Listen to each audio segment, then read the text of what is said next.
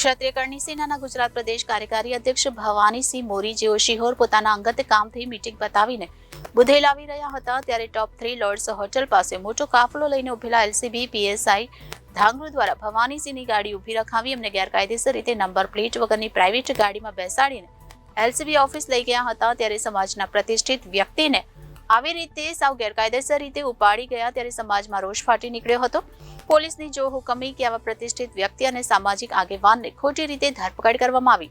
આ બાબતની ગંભીરતાને ધ્યાનમાં લઈને જરૂરી કાર્યવાહી કરવામાં આવે, નહીં તો ક્ષત્રિય કરણી સેના દ્વારા સમગ્ર ગુજરાત લેવલે ઉગ્ર આંદોલન કરવાની ફરજ પડશે તેવી ચીમકી ઉચ્ચારવામાં આવી હતી અને રજૂઆત કરવામાં આવી હતી। ક્ષત્રિય કરણી સેનાના ગુજરાત પ્રદેશ કાર્યકારી અધ્યક્ષ ભવાનીસિંહ મોરી જેઓ શિહોર પોતાના અંગત કામથી મીટિંગ પતાવીને બુધેલ આવી રહ્યા હતા ત્યારે ટોપ 3 લોર્ડ્સ હોટલ પાસે મોટો કાફલો લઈને ઉભેલા એલસીબી પીએસઆઈ ધાંગરુ દ્વારા ભવાનીસિંહની ગાડી ઊભી રાખી એમને ગેરકાયદેસર રીતે નંબર પ્લેટ વગરની પ્રાઇવેટ ગાડીમાં બેસાડીને એલસીબી ઓફિસ લઈ ગયા હતા ત્યારે સમાજના પ્રતિષ્ઠિત વ્યક્તિને આવી રીતે સાવ ગેરકાયદેસર રીતે ઉપાડી ગયા ત્યારે સમાજમાં રોષ ફાટી નીકળ્યો હતો અને ભવાનીસિંહે એવો તો કયો ગુનો કર્યો હતો કે પોલીસને આવી રીતે ભવાનીસિંહને રોડ પરથી અટક કરવાની ફરજ પડી અને સાથોસાથ એમની 4 વ્હીલ કાર પણ કબજે લેવાની ફરજ પડી।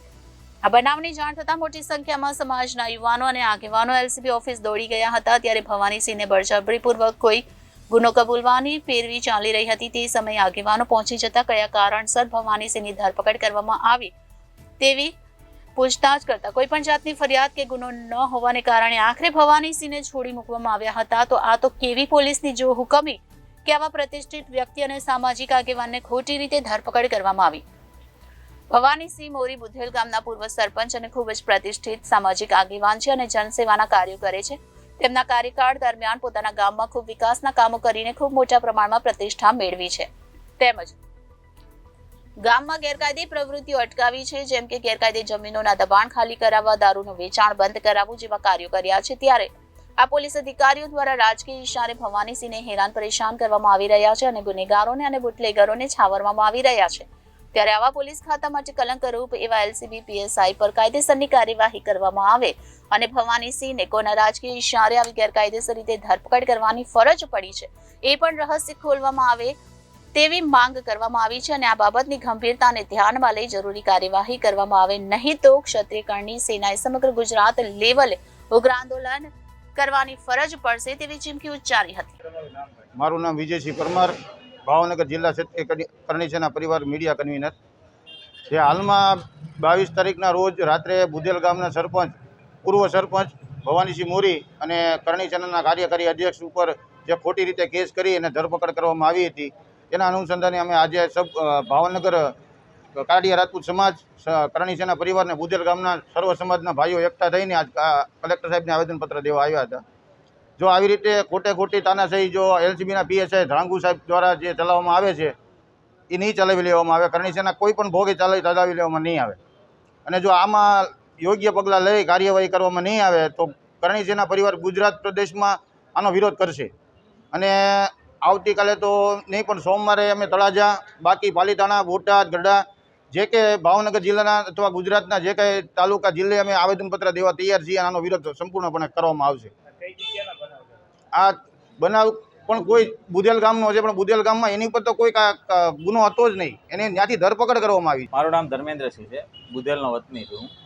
અમારા ગામના પૂર્વ સરપંચ તેમજ રાજપૂત સમાજના આગેવાન તેમજ કરણી સેનાના ગુજરાતના કાર્યકારી અધ્યક્ષને પરમ દિવસે રાત્રે કોઈપણ કારણ આપ્યા વિના પીએસઆઈ ધાંગુ દ્વારા ધરપકડ કરવામાં આવેલી, જે બિલકુલ કાળા કાચવાળી વ્હીકલમાં આવેલા અને નંબર પ્લેટ પણ નહોતી એ ગાડીને, એ રીતના અને વિધાઉટ યુનિફોર્મ આવેલા અને એમની કોઈપણ કારણ આપ્યા વગર ધરપકડ કરવામાં આવીને એને ગોંધી રાખવામાં આવેલા।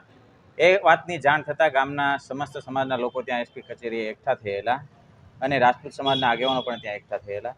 ત્યાં જ્યારે પીએસઆઈ સાહેબને પૂછવામાં આવેલું કે કયા કારણોસર તમે ભવાનીસિંહ મોરીની ધરપકડ કરી છે, તો એમની પાસે કોઈ પ્રત્યુત્તર નહોતો અને અમારા સમાજના આગેવાનો તેમજ ગામના આગેવાનો દ્વારા ગામના આગેવાનોને પીએસઆઈ દ્વારા ગેરવર્તન કરવામાં આવેલું। એટલે અમારી માત્ર એટલી જ અપીલને અરજ છે કે જો એક પૂર્વ સરપંચ હોય અને આવા પ્રતિષ્ઠિત વ્યક્તિ હોય એને જો આ રીતે ગોંધી રાખવામાં આવતા વગર કારણે કોઈ પણ કારણ આપ્યા વગર, કોઈ પણ નોટિસ નહીં, વોરંટ વગર જો આ રીતે એની ધરપકડ કરવામાં આવતી હોય તો પછી સામાન્ય નાગરિકનું શું થશે? અમારો વિરોધ એ વાતને લઈને જ છે કે જો આવા પ્રતિષ્ઠિત નાગરિકને પણ જો આ રીતે ધરપકડ કરવામાં આવતી હોય તો સામાન્ય નાગરિકનું શું થાય? એ અમારો વિરોધ છે. અને કરણી સેના તેમજ અમારા ગામના સમસ્ત સમાજ અહીંયા હાજર છે, તેમજ રાજપૂત સમાજના આગેવાનો હાજર છે. હવે આ પીએસઆઈ ધ્રાંગ ઉપર જો શિક્ષાત્મક પગલાં નહીં લેવામાં આવે તો અમે આગળ ઉગ્ર આંદોલન કરીશું. બુધેલ ગામનો જ બનાવ છે. બુધેલ ગામ ત્યાં ટોપ 3 લોર્ડ્સ હોટલ પાસે આવીને એ લોકોએ ભવાનીસિંહ મોરીને આંતરીને કોઈ પણ નંબર પ્લેટ વગરના વ્હીકલમાં આવીને યુનિફોર્મ વગર આવીને એમની ધરપકડ કરવામાં આવેલી હતી. આગળ અમે અત્યારે ગુજરાત લેવલે આંદોલન લઈ જશું. જો આની ઉપર શિક્ષાત્મક પગલાં લેવામાં નહીં આવે તો અમે ગુજરાત લેવલે લડત લઈ જશું અને જરૂર પડશે તો રાષ્ટ્ર લેવલે પણ લઈ જશું. કેમેરામેન અરબાઝ શેખ સાથે રિપોર્ટર ફિરોઝ મલિક, જનાદેશ ન્યૂઝ, ભાવનગર.